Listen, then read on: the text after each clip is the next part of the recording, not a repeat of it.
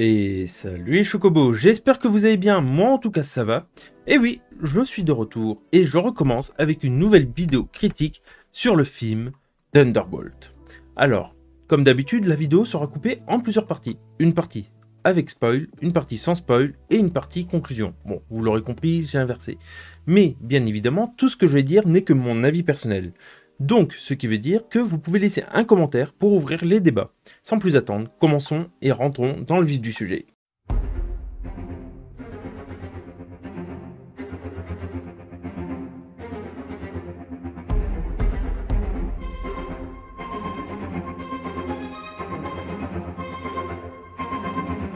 Bien, c'est parti. Déjà, il faut savoir que j'ai été voir le film samedi et non aujourd'hui. Pourquoi je dis ça? Parce que actuellement nous sommes jeudi.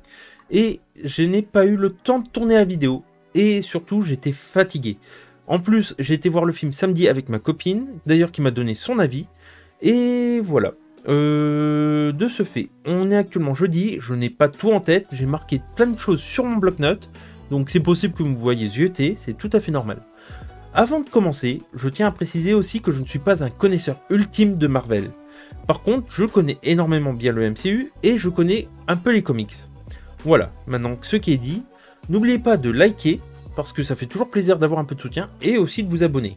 Maintenant, repartons dans le contexte, et précisons que, à l'heure actuelle, Marvel a remis les choses à plat. Pourquoi je dis ça? Après tout, dernièrement, c'était un peu une traversée du désert assez tumultueuse. Mais là, à l'heure actuelle, c'est le premier film qui est sorti depuis la fin de la grève des scénaristes. Donc, ça veut dire que déjà, il y a eu du mieux. Mais il y a aussi un bon retour aux sources. Pourquoi je dis ça? Parce que il y a déjà des références au premier film Marvel, et je parle au pluriel. Ensuite, c'est Kevin Feige ou Feige, ça dépend de comment vous le prononcez, qui a repris les rênes de la plupart des projets des films Marvel. Et aussi des séries d'ailleurs. Et ensuite, il y a beaucoup plus de connexions dans ce film que dans les précédents par rapport aux autres films et par rapport à tout ce qui est de l'univers MCU. Voilà. Cependant, je vais rappeler quand même qu'est-ce que les Thunderbolts.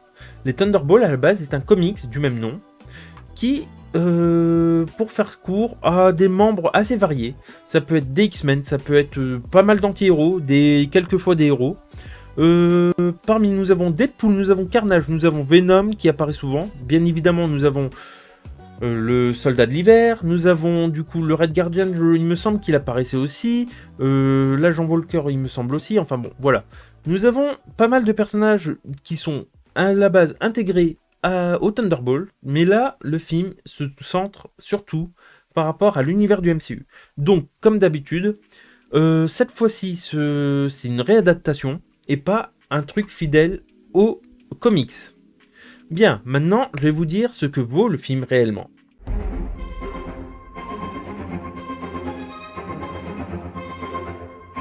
Très franchement, j'en attendais beaucoup du film.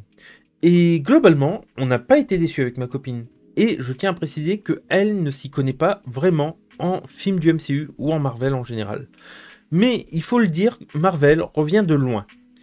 Cependant, je ne dirais pas que le film était grandiose non plus. Surtout en fonction des dernières œuvres qui sont sorties en lien avec le MCU. Je pense surtout au dernier Captain America. Alors, je tiens à préciser d'ailleurs par rapport à ça, j'en connais pas mal et j'ai bien apprécié la plupart des œuvres, même celles qui ont été un peu détestées. Je parle ça autant que série que film. Pourtant, je vais prendre l'exemple de Captain America justement, que d'ailleurs j'ai loupé le coche pour faire la vidéo, mais j'ai été voir. Le film était... Alors, il y avait des scènes qui étaient prévisibles. On savait déjà à quoi s'attendre pour beaucoup de choses. Cependant, le film ne donne pas assez de développement pour le MCU. Alors que là, dans le cas de Thunderbolt, c'est totalement l'inverse. On a un développement, on a quelque chose qui devient intéressant, surtout sur le long terme. Certes, on sait déjà par rapport à la bande-annonce qui était le méchant, ou du moins on s'y attendait plus ou moins, mais on ne savait pas du tout comment ça allait être amené. Et là, justement, c'est ça qui est intéressant. Il faut savoir cependant qu'il y a eu quelques ratages. Il y avait du peu mieux faire. C'est surtout qu'il manque de temps pour un film de 2 heures, je pense qu'il aurait fallu un petit peu plus de temps, peut-être une version longue, mais dans tous les cas, il y a eu des choses qui manquaient, et ça c'est un petit peu dommage. Il y a aussi des passages qui sont un peu mous, des moments qui sont inutilement longs, voire à l'inverse, parfois un peu trop courts, ou non nécessaires. Mais bon, ça encore, voilà, c'est juste mon point de vue, et là c'est plus un côté sévère par rapport à ma copine aussi qui m'a donné ces avis-là. Maintenant, dans la globalité, il était bien. Il était très bien. Par contre, il faut le préciser, je pense que le film doit être... alors, je ne sais plus si c'était du moins 16 ans ou quoi, mais... interdit au moins de 16 ans. Mais il est très, très sombre. Déjà parce qu'il y a une morale, il y a aussi un sous-texte à prendre en compte. Il y a des choses assez sensibles qui sont parlées. Il y a une intrigue. Enfin, en plus de l'intrigue, hein, je tiens à préciser. L'intrigue est assez intéressante. Il faut aussi regarder le fond du décor, c'est important, parce que ça permet d'avoir des petits détails ou avoir justement des petites allusions à comment ça va se produire, comment ça va se passer. Mais bon, ce que j'ai bien aimé, c'est la façon dont les personnages ont été amenés, bien qu'il y ait un petit goût d'inachevé, un petit manque de développement pour certains. Bien que après, en fait, le problème, c'est que le film considère que vous avez déjà vu toutes les séries, ou tout ce qui était en fait en lien avec, avec le film en fait. Donc par exemple c'est Black Widow, nous avons du coup Soldat de l'hiver et Falcon et Soldat de l'hiver. Il y a quoi d'autre aussi qui est pris en compte? Enfin bon, vous avez compris, il y a plusieurs œuvres qui sont prises en compte et ils considèrent que vous avez vu tout. Or, le problème, c'est que du coup, il y a un petit manque de développement par rapport à ça. Ant-Man aussi, voilà, c'est ça que j'avais oublié. Il y a Ant-Man, il y a... Enfin bon. Je pense que j'ai tout dit. Ah, et Hawkeye aussi, voilà. Donc, par rapport à ces œuvres-là, du coup, on retrouve des personnages de ces œuvres-là, sans donner de détails. De toute façon, vous devez le savoir si vous avez vu la bande-annonce. Mais le film montre bien qu'on ne doit pas s'attacher aux personnages qu'on connaît déjà. Car tout peut arriver. Et aussi, ça peut être aussi violent que brutal pour la disparition de certains personnages. Mais bon, autre point, c'est que justement par rapport à ça, moi j'ai eu un peu la moutarde qui montait au nez. Bien que je m'y attendais en fait, parce que j'ai suivi un peu les actualités. Et je m'y attendais. Sauf que, malgré le savoir, ça m'a quand même frustré de voir ça. Mais en même temps, c'est en même temps une adaptation et je trouve que ça permet de montrer aussi la mentalité des personnages qu'on voit. Mais finalement, alors comment dire ça? En étant attentif à tous les détails, j'ai bien apprécié, j'ai vraiment bien apprécié, ayant mes connaissances de Marvel, et je n'en attendais pas moins en fait, avec toutes les nuances, les petites subtilités qu'il y avait. Que dire de plus? Juste que là, Marvel repart sur des bases solides pour les projets Marvel. D'ailleurs, au passage, j'en attends beaucoup des prochains, en particulier pour ça, vous devez le savoir, mais il y a Doomsday qui est prévu, Avengers Doomsday, et là, du coup, je pense qu'on va être parti pour quelque chose de pas mal.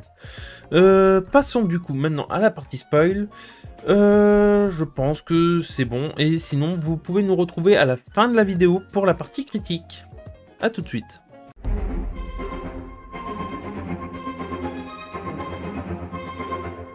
Si vous êtes encore présent, c'est que vous êtes prêt pour du spoil. Alors attention, ça va y aller. Bon, déjà, très simplement, on va commencer par l'introduction du film. La petite intro de Marvel Studios qu'on voit très régulièrement. Franchement, moi je l'ai apprécié, pour la simple et bonne raison que cette nuance, cette version nuancée où justement les ténèbres sont en train d'engloutir petit à petit le logo avec la musique qui devient floue, sombre et un peu atténuée. Ça permet de mettre déjà dans le décor, dans l'ambiance, le fait que justement le film va être vraiment sombre, vraiment noir. D'ailleurs, quand on commence la première scène du film, avec Yelena du coup. Bon, pour les derniers de la classe qui n'ont pas suivi, Yelena c'est la sœur de Black Widow, donc de Natasha Romanoff. Bref, enfin du moins la sœur adoptive, pour ceux qui ont regardé le film Black Widow. Elle est apparue aussi dans Hawkeye, et du coup c'est un personnage qui devient de plus en plus connu. Donc dans cette scène, très clairement, on sent en fait que le thème principal du film, ça va être la dépression. On voit en fait clairement que dans sa scène, elle parle de suicide carrément, et elle passe même à l'acte en sautant dans le vide. Bon, fort heureusement, on voit que derrière en fait elle avait un parachute, et que du coup c'était parce qu'en fait elle était en train de préparer une mission pour arriver donc dans un immeuble où elle devait en fait apparemment détruire des preuves. Le seul problème, c'est que la scène de combat donc contre des gardes fait énormément penser à la scène de Iron Man 2, justement avec Natasha Romanoff, où en fait elle était seule contre plusieurs gardes. Sauf que j'ai trouvé légèrement moins dynamique, et j'ai l'impression qu'il y avait, je crois, qu'il y avait moins de gardes. Donc ça fait un peu tâche sur le fait que justement ils essayaient de montrer que en fait elle était aussi forte que sa sœur, donc Natasha. Mais derrière en fait je pense aussi que c'était pour montrer un petit peu le côté que en fait elle était déprimée, fatiguée, que là elle était à bout quoi. Et justement en fait dans ses paroles, dans la façon dont elle parle, on sent une lassitude. Et je vais trouver ça bien, et en même temps un peu dommage, parce que en fait du coup c'était un peu un côté raté pour montrer qu'elle était aussi forte que sa sœur. Mais bon, admettons. Hormis ça, derrière, on voit déjà en fait des petites nuances par rapport à derrière, où on voit des ombres sur un mur à un moment donné. Et on comprend très vite de quoi ça parle. Alors, bon, bien évidemment, le film va tourner malheureusement autour de Yelena, et je trouve ça bien, mais en fait, il n'y a pas que elle en fait dans le film. Et c'est ça que je trouve dommage, parce qu'on a Red Guardian, qui est donc le père de Yelena, mais Red Guardian, du coup, fait beaucoup de références à Yelena en elle-même. Derrière, on a donc Walker, alias US Agent, qui lui, on a un petit peu de son lore aussi, bien qu'on l'avait vu dans Soldats de l'hiver et Falcon, enfin Falcon et Soldats de l'hiver plutôt. Il y a limite Ghost, alors je sais plus son nom exact, mais elle, par contre, on n'a pas beaucoup d'infos sur elle, mis à part les infos qu'on avait dans Ant-Man, le deuxième. Et la guêpe donc, mais et après on avait Taskmaster pardon, et là par contre on n'a pas d'infos, et puis de toute façon vu comment elle disparaît dans le film assez brutalement. D'ailleurs au passage par rapport à ça, donc là j'avance un petit peu par rapport au film, par rapport à la scène, une des meilleures scènes de combat pour moi, celle qui m'a vraiment hypé dans le film, c'est la scène justement entre les membres que je viens de citer, dans le bunker, qui justement en fait vraiment est dynamique et bien chorégraphié. J'ai vraiment bien aimé la façon dont ça a été fait, et j'ai bien aimé aussi avec le couteau qui est envoyé à chacun leur tour. En fait ils envoient le couteau, ils le rattrapent en vol, ils le renvoient à quelqu'un d'autre qui le rattrape en vol. Alors franchement, ça c'était sympa. Le seul truc qui est dommage, c'est que Taskmaster, qui est censé être un personnage quand même qui peut copier complètement les styles des autres de n'importe qui qu'elle a analysé, là elle meurt bêtement avec une balle dans la tête. Donc ça m'a un peu frustré, franchement, parce que c'est un personnage que je trouvais intéressant, que je sais que dans les comics est un peu apprécié, et là pour le coup nope. Non, et on l'a complètement perdu. Donc voilà, mis à part ça, du coup, c'est à ce moment-là où il retrouve Bob. Alors Bob, j'ai bien aimé le développement de ce personnage, parce que justement, on sait qu'au début c'est un paumé qui a pas non plus toute sa mémoire. Alors c'est bien réinitié, enfin c'est bien montré par rapport aux comics. Alors dans le comics, je sais que Bob est un personnage qui était soi-disant super connu, mais qui a demandé en fait à Strange de l'effacer de la réalité, un peu comme, justement, un petit peu comme Peter a demandé à Strange dans le film, justement, Spider-Man. Et justement, à ce niveau-là, j'ai trouvé ça sympa, le fait que, bon, ils ont pas repris, justement, ils ont pas pompé sur ça, mais par rapport aux comics, du coup, il avait oublié, tout le monde l'avait oublié, et lui-même s'était oublié. Pourquoi? Parce qu'en fait, c'est un ancien toxico qui, justement, a acquis des pouvoirs, en fait, grâce à des substances, etc. Et derrière, en fait, à cause de son alter ego qui est Void, du coup, il a, il a préféré en fait qu'on le supprime, qu'on supprime son esprit, etc. pour éviter que Void revienne. Et là, en fait, c'est un peu pareil, c'est-à-dire que là, en fait, cette fois-ci, bon, c'est toujours un toxico qui, du coup, entre dans une dépression, mais qui essaye de se chercher aussi. Et derrière, en fait, il a été enfermé malgré lui, alors qu'on le pensait mort. Et je trouve ça sympa la façon dont ça a été tourné. Le fait que c'est la dépression qui est tournée dans le film, qui est montré que justement, en fait, il faut s'entraider pour quand il y a une dépression, etc. J'aime bien cette morale. Le fait que justement, Yelena essaye d'aider du coup Bob, mais qu'au final, c'est un peu indirectement à cause de elle s'il est devenu justement comme ça. J'ai trouvé ça sympa. C'est parce qu'en fait, justement, son besoin de vouloir aider les autres avec son côté dépressif a fait que, en fait, il est devenu un super-héros extrêmement puissant, mais avec un super méchant en alter ego extrêmement dangereux.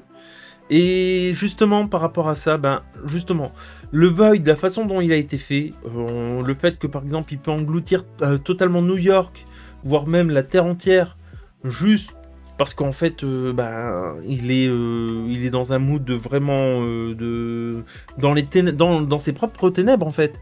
Donc tellement qu'il est dans ses propres ténèbres, ces ténèbres sont englouties le reste du monde. En fait, la puissance qu'il a gagnée est aussi dangereux pour lui que pour les autres. Mais en même temps, ça en fait aussi un personnage extrêmement puissant. Donc bon, voilà, ça j'ai bien apprécié la façon dont ça a été retourné pour l'adapter en version MCU.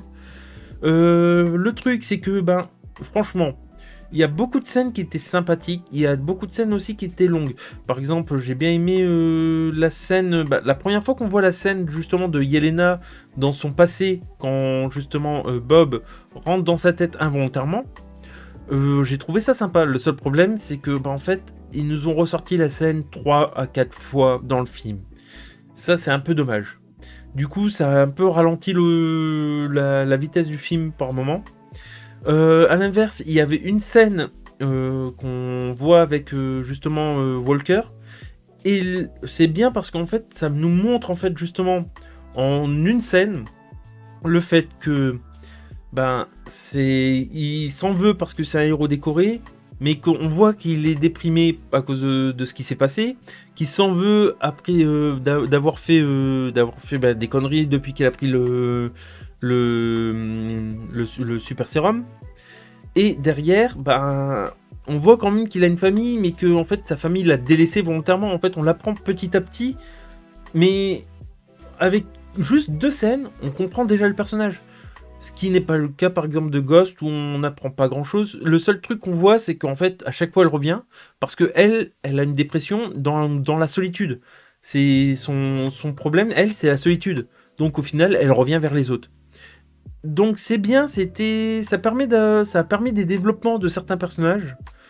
Malheureusement j'aurais bien aimé avoir un peu plus de scènes par rapport à ça. Dans le cas de Bucky par exemple, qui lui était devenu un col blanc. Alors ça m'avait bien fait rire. Le fait que Bucky devient un politicien. Sauf qu'en fait, on voit dans le film que c'est pas pour lui. Au final, on voit que attendre, faire les paperasses, etc. C'est pas son truc. Lui, c'est l'action. Et justement, c'est un peu à cause de ça qu'il va repartir dans l'action et qu'il va aller chercher une équipe pour essayer de s'occuper de Valentina qui justement est en train de faire la merde. Le seul problème, c'est qu'il n'avait pas de preuves concrètes pour la bloquer. Donc qu'est-ce qu'il fait ? Il va aller chercher les preuves lui-même. Et en cherchant l'épreuve lui-même, bah, c'est comme ça que justement il va trouver l'équipe. Et ça, j'ai bien aimé la tournure. Surtout, bon, il y avait des scènes un peu marrantes, par exemple le bras dans le lave-vaisselle. Mais vraiment, il y avait des passages qui étaient peut-être pas nécessaires ou besoin peut-être un peu plus court. En fait, il y a des moments, c'était long pour rien par rapport à Bucky. Mais bon, au final, il est quand même venu. Mais vraiment, la star, pour moi, malgré que Yelena est le centre du film, puisque Thunderbolt à la base, c'est quand même le nom de son équipe de foot à l'origine, ils vont rappeler ça je sais pas combien de fois aussi, mais bon, admettons, c'était pour le running gag, voilà, bref, bon voilà, vous avez compris. Mais j'ai bien aimé, justement, un personnage en particulier, c'est Red Guardian. Donc le père adoptif de Yelena, que j'ai adoré dedans, parce que bah, de toute façon c'est un personnage comique de base. C'est un personnage un peu bourru qui a la joie de vivre la joie de vivre entre grosses guillemets, mais en fait il est communicatif, et justement en fait c'est un peu celui qui va permettre de lier tout ça, de lier toute l'équipe, parce qu'en fait au début ils s'entendent pas du tout, hein, ils arrivent pas à se saquer, bon voilà. Et franchement, c'est vraiment le personnage qui est peut-être le plus marrant et le plus sensible parmi. Mais aussi le plus con, il faut le dire. Il faut le dire, il est con. Alors, c'est pas dit méchamment, j'adore ce personnage. Et vraiment, c'est lui qui m'a donné quelques pas fou rire, mais il m'a fait rire. Il m'a fait rire à plusieurs reprises. Par exemple, il veut venir aider Yelena. Parce qu'il a entendu justement que ils allaient tous brûler dans le bunker. Ok, c'est super bien. Franchement, c'est cool, bonne initiative. Le seul problème, c'est qu'il arrive une demi-journée après la guerre. C'est-à-dire qu'ils ont réussi à s'enfuir, ils se sont retrouvés au milieu du désert, ils ont perdu Bob entre deux. Et derrière, lui, il arrive. Et il cherche après Yelena. Il dit « J'attends, n'y va pas au bunker, je suis là pour vous aider !» Mais en fait, ils viennent de sortir du bunker. Donc c'est assez comique, en fait, le décalage qu'il y a entre eux qui se demandent « Mais qu'est-ce qu'il fait là? Mais pourquoi ?» Et surtout, Yelena qui a honte de lui. Et lui. Mais surtout qu'en fait, ce que j'aime bien avec lui, c'est qu'en fait, il a aussi en fait, lui, il a une dépression, mais qui condense le tout des autres. Le fait d'être reconnu, le fait d'être solitaire, et le fait de vouloir aider les autres. C'est un peu la synergie, en fait, celui qui a un lien avec tout le monde. Et du coup, le fait aussi de vouloir combattre, par rapport à Bucky, aussi, le fait de vouloir agir, en fait. Et d'ailleurs, au passage, vers la fin du film, il a une scène géniale. D'ailleurs, avant de parler de cette scène, je vais parler d'une autre scène, qui par rapport à Walker justement, US Agent. Donc en fait, au début, vers le début du film, après la scène de combat que j'ai parlé un peu plus tôt, on voit il fait un saut extrêmement haut, beaucoup plus presque aussi haut que celui d'un Hulk, alors que bon, lui c'est un super soldat. C'est un truc qu'on n'a jamais vu avec Roger, donc avec Captain America.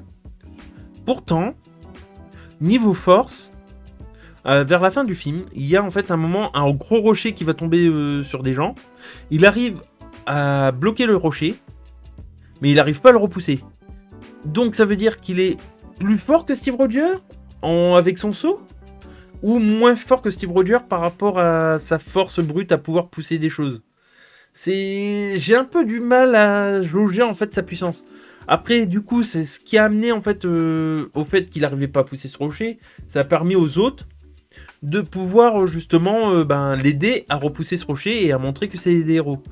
Mais 5 minutes après, on a justement Red Guardian qui a aidé au passage. Et lui qui a un sérum beaucoup moins fort que celui de US Agent ou Steve Rogers, arrive à sauver une petite fille d'un rocher qui allait tomber sur elle, en se mettant par au-dessus, et le rocher se casse sur lui. Donc ça veut dire que Red Guardian plus fort que US Agent? Là, je ne sais pas.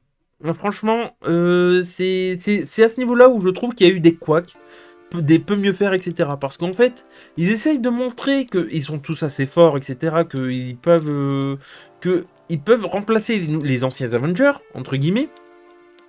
Mais derrière, ben, il y a des moments, des manques de puissance qui fait que en fait, on a l'impression qu'ils sont moins forts, en fait, que c'est des discounts. Alors, je suis désolé de dire ça comme ça, hein, mais c'est vrai, on a les Avengers qui sont là, et en fait, soit ils sont ici, soit ils sont là. Et voilà, on peut pas savoir s'ils sont plus forts, moins forts que les Avengers. Bon, dans tous les cas, ben justement, le film veut montrer en fait que ce sont les nouveaux Avengers. D'ailleurs, au passage, New York, vraiment un vrai carnage, encore une fois. Hein. Je sais pas comment les gens font pour être là-bas, mais ils doivent. Voilà, je pense qu'il y a beaucoup qui fuient New York en fait. Hein. New York, c'est une ville, c'est un trou paumé, vu tout ce qui se passe là-bas à chaque fois. Mais bon, tout ça pour dire que, bah, en fait, Red Guardian a sauvé une petite fille, et même pas 2 secondes après, hop, au revoir. La petite fille est devenue une ombre. Quoi ? Alors là, franchement, j'ai été choqué. Il a sauvé une fille qui se fait instantanément battre. Enfin, pas de battre, mais tuer, enfin, disparaître, enfin, voilà.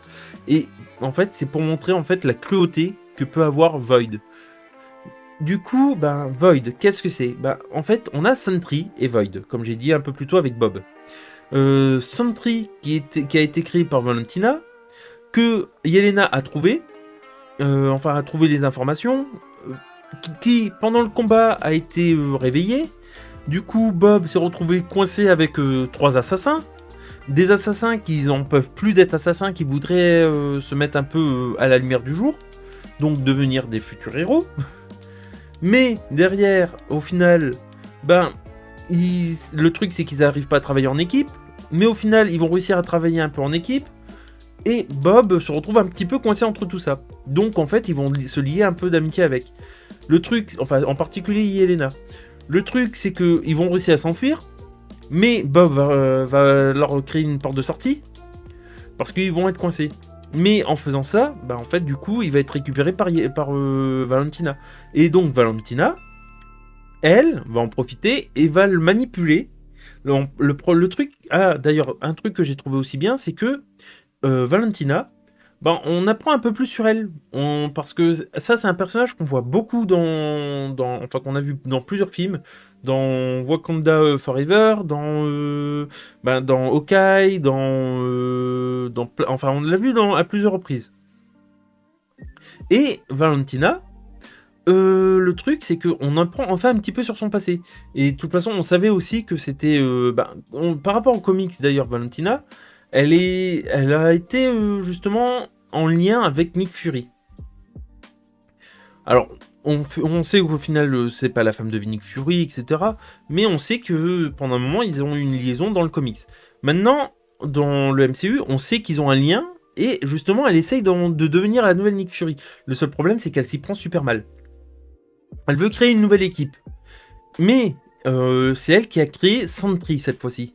Le seul problème, c'est que comme Bob était déjà psychologiquement instable, ça a créé aussi The Void. Et le problème, c'est que comme c'est le seul survivant du projet, ben du coup, elle va essayer de l'utiliser. Donc, en essayant de l'utiliser, elle va en créer un super-héros au début, qui va d'ailleurs battre toute l'équipe, dont Bucky, qui va se faire démembrer son bras, etc.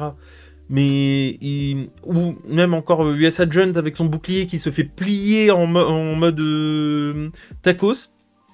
D'ailleurs, j'adore à la fin, ils en font une référence dans le générique. C'était très drôle. Mais bon, tout ça pour dire que, bah, en fait, il est extrêmement puissant. Télékinésie, force surhumaine, vol. C'est le Superman. C'est Superman, sauf que c'est Superman avec son Lex Luthor. C'est Superman et Lex Luthor dans le même personnage. Et justement, à la fin, c'est ça que je trouve dommage. C'est que le combat, entre guillemets, contre Void est un peu trop court. Un peu trop court. Par contre, après, en soi, il n'est même pas battu. Parce que, en fait, c'est justement là où je trouve ça intéressant par rapport au contexte. C'est que Void, il est, en fait... comment dire ça, comme il est instable, comme c'est le côté sombre de Sentry, qui du coup en fait a pris la grosse tête, hein, d'ailleurs après avoir battu le groupe. Donc en fait il s'est dit ben je suis Dieu. Mais le problème c'est que comme il voit que en fait il a fait plus peur aux gens, etc. Et que en fait il a vu que justement en fait même les personnes comme Valentina qui voulaient l'aider, enfin soi-disant, le trahissent. Et en fait il est reparti dans sa dépression. Et c'est Void qui a pris la place. Et du coup ben sa solution, engloutir le monde entier. Voilà, ça c'est dit, ça c'est fait. Du coup, il a détruit une partie de New York encore une fois. Donc les nouveaux Avengers, donc les Thunderbolts vont bloquer, vont sauver les gens. Sauf que bah, derrière les gens, ils vont se faire juste engloutir par le Void juste derrière. Donc qu'est-ce qu'ils vont faire? Ils vont rentrer dans le Void pour justement essayer de le contrer. Donc là c'est un combat mental qui se passe. On revoit pas Valentina, on revoit Yelena qui est en train de justement combattre ses peurs, ses angoisses, etc. On retrouve après Bucky, les autres, dans une scène un peu plus tard. Le seul problème, c'est que, bah, ok. Mais qu'est-ce qu'ils ont fait pendant ce temps-là? On n'a pas vu, en fait, on a vu que Yelena. C'était centré sur Yelena. Et dans le combat, donc, au moment où ils retrouvent Bob, ils arrivent enfin à l'intérieur, dans l'esprit de Bob, à retrouver la source, donc Void. Et Void, bah, en fait, la seule façon de le battre, c'est que Bob en fait, il faut aider Bob. Et pour aider Bob, bah, en fait, on va voir quelques scènes de Bob rapidement, de son passé, etc. Mais vraiment, ça dure quoi, 2 minutes dans le film? Même pas? Alors que le film dure plus de 2 heures, hein. Enfin 2 heures et 2h07 je crois environ. Mais c'est ça en fait que je trouve dommage, c'est que en fait la scène avec Elena dure une quinzaine de minutes. On retrouve Bob, ça va parler pendant 5 minutes, 10 minutes. Tout le monde arrive. On sait pas qu'est-ce qui leur est arrivé. On sait juste qu'ils ont eu aussi des terreurs, etc. Pendant 2 minutes, on voit les autres scènes avec Bob. On arrive au Void. Le combat contre Void dure 5 minutes. Mais derrière, le truc c'est que bah, ils essayent tous d'arriver vers Void. Au final, bah, ils se font tous éclater. Il y a Bob qui va affronter Void. Mais en fait, sa colère le transforme lui-même en Void. Donc Sentry devient Void, officiellement. Mais le truc c'est que Yelena, par la force du Saint-Esprit, je sais pas trop comment, mais la force de l'esprit, quoi, en gros, elle va réussir à rejoindre Bob et essayer de l'aider, les autres vont arriver, et fin de combat. Et là, j'ai pas compris. Je veux dire, je m'attendais à un peu plus, je sais pas, mais en fait, au final, le fait de sortir Bob, de montrer qu'il n'était pas seul, a permis de vaincre, entre guillemets, Void. Mais derrière, aussi, il perd la mémoire. Bon, soit, c'est intéressant, parce que du coup, ça veut dire que ben, Void n'est pas mort, parce qu'il peut revenir à tout moment, mais derrière, ça veut dire aussi que, ben, voilà. Donc, ils ont préféré le garder sous son aile pour le surveiller. Yelena, en fait, on le considère un petit peu comme... ben, je dirais pas comme un frère, mais en fait, en soi, c'est un peu comme une nouvelle famille.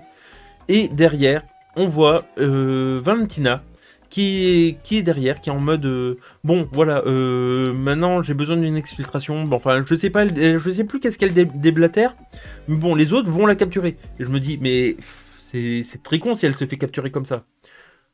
Mais je me suis dit il y a un truc, là ça va pas. Effectivement, elle arrive de l'autre côté. Il y avait en fait toute la presse qui est arrivée et là elle fait voilà, j'ai créé une nouvelle équipe. Alors que c'est pas du tout elle qui l'a créé, à la limite c'est Red Guardian, Yelena et Bucky. Hein, c'est un peu un mélange des trois. Avec Bob qui s'est rajouté, qui s'est un peu incrusté. Ghost et US Agent. Alors, US Agent, il est pas respecté dans le film, mais c'est un bon leader. Et au moins, il montre qu'il est fidèle au final. Ghost, c'est juste parce que ben, elle se sent seule. Et là, en fait, elle a trouvé enfin peut-être des amis, une famille. Yelena, ben, au final, elle a vaincu sa dépression en montrant justement à Bob comment la vaincre aussi. Red Guardian, ben, fidèle à lui-même, en fait, il a juste retrouvé sa gloire passée. Bucky, il est reparti pour le combat, alors qu'il voulait arrêter. Et donc, ça, les 6 là vont se retrouver en fait derrière en fait une bâche où justement il y avait plein de civils, plein de paparazzi, pas paparazzi, mais plein de journalistes. Et Valentina elle fait, ça y est, voilà, je vous présente ma nouvelle équipe, les nouveaux Avengers. Alors, je vois Yelena avancer, je me dis, ça y est, elle va dire, non, nous, on n'est pas les nouveaux Avengers, nous sommes les Thunderbolts. Mais non, tout ce qu'elle va dire, c'est, on vous tient à Valentina. Parce que au début, ça nous montre que c'est Valentina la méchante. Sauf qu'au final, on voit que c'est Bob, entre guillemets, qui devient le méchant. Sauf qu'en fait, il n'y a pas vraiment de méchant. C'est le vrai méchant de l'histoire, c'est la dépression. Voilà, tout simplement. Et vraiment, alors, la morale de l'histoire, j'ai bien aimé. La façon dont le film a été tourné, le scénario, je l'ai trouvé intéressant. Maintenant, c'est les scènes en elles-mêmes. Il y a certaines scènes qui auraient pu être un peu mieux faites. Mais, là où c'est intéressant, c'est surtout que, en fait, l'histoire avance. Enfin, on sait qu'est-ce que la tour des Avengers est devenue. On sait qu'est-ce qui s'est passé depuis, sachant que là, ça se passe en 2027, si je me rappelle bien. On a enfin une nouvelle équipe de construite qui pourrait remplacer les Avengers. On a enfin une évolution de l'histoire, parce que justement, c'est là où je trouve ça intéressant, c'est que on a le post-crédit qui nous parle donc de 14 mois plus tard, où Bucky s'est embrouillé avec Sam pour des histoires de droit, parce qu'en fait justement Sam est en train de recréer les Avengers. Ça on le savait, mais sauf qu'on n'avait pas on savait pas qui allait en faire partie. On sait toujours pas qui fait partie de cette équipe d'ailleurs, mais on sait déjà que c'est pas Bucky, ni Yelena, ni tout ça. Pourquoi? Parce que Yelena, les autres, en fait, ils ont créé les nouveaux Avengers. Et donc, forcément, il y a une histoire de droit, parce qu'en fait, il y a déjà Captain America faisait déjà partie des Avengers. Donc, voilà. Et du coup, on sait que Bucky et Sam se sont frités, qu'ils sont plus du tout amis, que du moins la situation entre eux est compliquée, que derrière les nouveaux Avengers ont une image moyennement glorieuse, mais déjà beaucoup mieux qu'avant. Ils ont des nouveaux costumes, on voit que déjà en fait ils sont beaucoup plus prestigieux qu'avant, ce qui est beaucoup mieux. On voit du coup qu'en fait ils sont plus dans la dépression. On voit que Bob il est toujours là, il sait que Sentry et Void sont en lui, enfin il est Sentry de toute façon, il est Sentry, mais je veux dire il sait que s'il participe au combat il y a des risques de faire revenir Void, donc il préfère pas participer. Donc lui il est là à la tour, dans la tour. Mais on apprend qu'il y a un truc qui se passe dans l'espace, et c'est là où je trouve ça intéressant. C'est là où on voit enfin une scène sur les 4 Fantastiques. Et on sait très bien qu'en plus c'est le prochain film. Donc enfin on a l'histoire qui avance. Donc on a les nouveaux Avengers. On sait qu'il y a les anciens Avengers, une nouvelle équipe d'Avengers qui s'appelle les Avengers, et on a les nouveaux Avengers. On sait que du coup c'est un peu la guerre entre eux, et on sait qu'il y a les 4 Fantastiques qui arrivent. Et ça veut dire que du coup les 4 Fantastiques, alors on sait qu'ils viennent d'un autre univers, mais je pense qu'on sait aussi qu'ils ont changé d'univers. Donc est-ce que ça veut dire qu'ils ont changé d'univers pour venir dans le nôtre, ou est-ce qu'ils ont changé d'univers une première fois, et suite à ce qui va se passer dans leur film, ils vont changer d'univers une nouvelle fois, sachant qu'on sait que Doomsday vient de l'univers, enfin, vu que Fatalis, à la base, vient quand même des 4 Fantastiques. Donc ça veut dire qu'ils auraient changé 2 fois de planète, enfin d'univers, et ils se retrouveraient chez nous. Du coup, ça, c'est intéressant. Parce qu'il y a une anomalie, du coup on sait qu'il y a une anomalie dans l'espace, et c'est les nouveaux Avengers qui vont le découvrir. Donc ils vont sûrement intervenir pour récupérer les 4 Fantastiques. Donc voilà, là enfin on avance dans l'histoire. Et ça c'est vraiment intéressant. Alors il y a beaucoup de trucs, il y a beaucoup de scènes que j'ai peut-être pas parlé. Comme j'ai dit, il y a eu beaucoup de foirage d'après moi. Pour moi, il y a quand même quelques points forts, et quelques points faibles. Comme j'ai dit, la morale, le fait que Red Guardian a les meilleures scènes. Comme la petite fille, franchement, cette scène avec la petite fille, elle est émouvante et en même temps choquante. Parce que il a réussi à la sauver in extremis, elle le regarde et d'un coup elle disparaît. Et vraiment, on passe du sourire aux larmes, limite. On est choqué. Et j'ai bien aimé la façon dont le film essaye de choquer. La mort violente de Taskmaster, la petite fille, les scènes qui sont montrées, la scène du saut dans le vide au début avec Yelena. Vraiment, il y a pas mal de trucs. Surtout qu'il y a aussi un texte de fond qui est montré pour justement montrer qui est Bob en réalité. Parce qu'en fait, dès les premières scènes du film, on voit déjà en fait qui est Sentry, qui est The Void. Au début du film, on voit les ombres sur le mur. Plus tard, on voit en fait un document qui parle de Sentry, qui sont des expériences sur des personnes trouvées random. Donc, on comprend très vite en fait qui est Bob, mais on ne sait pas à quel point il est dangereux ou puissant. Et on le découvre au fur et à mesure du film, et ça, j'ai bien aimé comment ça a été amené. Le fait que justement, il y a cette tension entre l'équipe qui montre en fait, c'est un peu une sorte de Suicide Squad, mais je trouve que le film a été beaucoup mieux réalisé à ce niveau-là. Mais comme j'ai dit, là où ça pêche, à l'inverse, c'est le fait que il y a des moments, des gros flottements dans le film. Voilà. Autant on voit une évolution de l'équipe entre eux, une évolution personnelle entre chaque membre. Le seul problème, c'est que c'est trop centré sur Yelena et derrière les flottements. Quelques scènes mal orchestrées, etc. Par contre, des scènes de combat vraiment intéressantes et des moments trop courts. Voilà ce que j'en pense.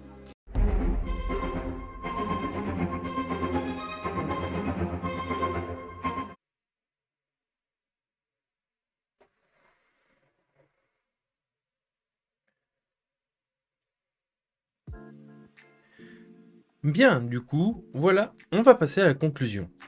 Alors, franchement, j'ai quasiment tout dit dans la partie spoil et no spoil, mais vraiment, le film est pas mauvais du tout. Juste, déjà, il est bien meilleur que certains films et séries sortis dernièrement du côté de Marvel. Vraiment, là, ça me redonne du baume au cœur à ce niveau-là. Maintenant, il y a du peut mieux faire quand même. Trop centré sur Yelena, pas assez d'exploitation par rapport à d'autres personnages. Le fait que justement on a des moments de flottement et des moments vraiment épiques mais trop courts, c'est un peu dommage.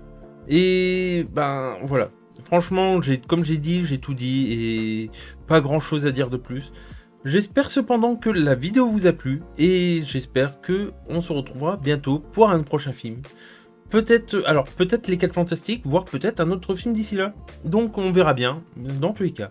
Moi je vous dis merci d'avoir été là, bonne soirée. Et surtout n'oubliez pas, le ridicule me rend plus fort, donc n'ayez pas peur du ridicule. Des bisous.